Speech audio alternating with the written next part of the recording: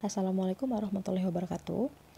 Hari ini kita akan belajar pelayanan farmasi dengan KD 3.1, yaitu Sistem Manajemen dan Organisasi Apotik. Nah, jadi ada dua yang akan kalian pelajari di KD ini. Yang pertama adalah manajemen apotik, kemudian yang kedua adalah organisasi apotik. Untuk manajemen apotik yang harus kalian pelajari adalah ini dia peta konsepnya. Yang pertama kalian akan belajar tentang manajemen secara umum, yaitu unsur atau sarana manajemen, prinsip manajemen, fungsi manajemen. Kemudian yang kedua itu sistem manajemen di apotik. Yang harus dipelajari adalah tipe-tipe manajemen, internal bisnis, hubungan administrasi, organisasi dan manajemen, kewajiban apotik, serta evaluasi dan mutu pelayanan. Jadi sebelum memulai pelajaran, kalian harus tahu dulu definisi dari manajemen. Jadi, manajemen adalah suatu usaha atau kegiatan yang dilaksanakan secara efisien dan efektif untuk mencapai tujuan yang telah ditetapkan dengan menggunakan bantuan orang lain. Kalau kita lihat dari definisinya, maka kegiatan manajemen ini tidak bisa kita lakukan sendirian. Kita harus menggunakan atau memerlukan bantuan dari orang lain.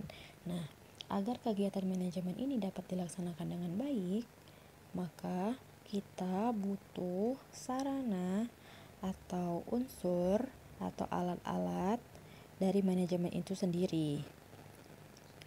Nah, unsur atau sarana manajemen ini dikenal dengan istilah 6M, yaitu man,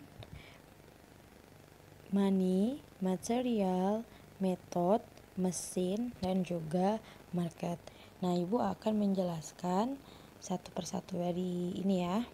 Yang pertama adalah man.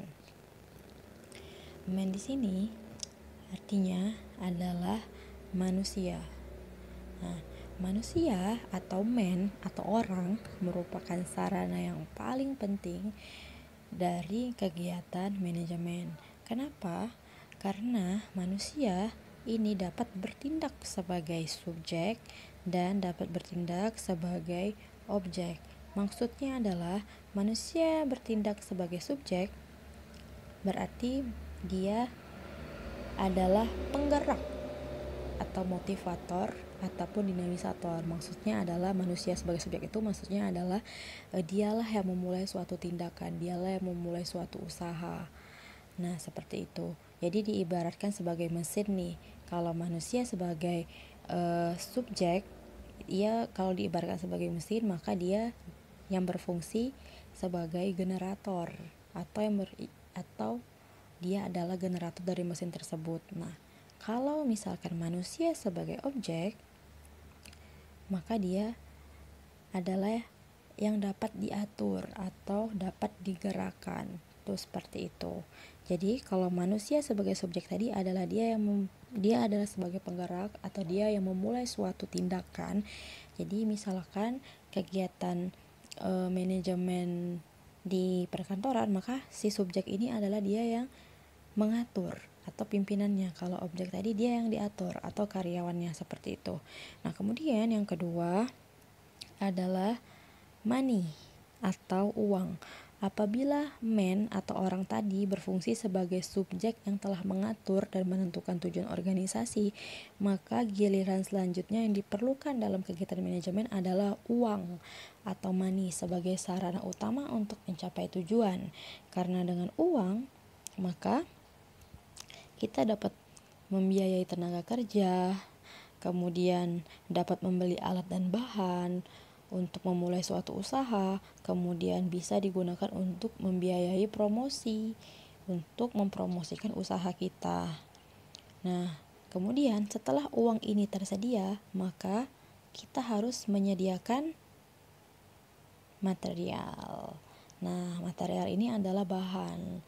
Jadi material juga adalah sarana pokok dalam usaha produksi. Nah, jadi kita butuh material untuk bikin produk. Material yang kita butuhkan itu adalah bahan mentah, kemudian bahan setengah jadi, kemudian bahan jadi. Nah, ketika material atau bahan baku ini telah kita miliki, maka kita harus apa? Kita harus olah kan? Kita harus olah bahan-bahan ini menjadi suatu produk. Nah, untuk mengolah bahan-bahan ini menjadi produk kita butuh apa? Kita membutuhkan metode atau cara. Nah, metode atau cara ini harus efektif dan efisien. Kemudian biasanya metode atau cara ini biasanya sudah distandarkan sehingga dapat dipraktekkan oleh semua pegawai demi keseragaman produk seperti itu.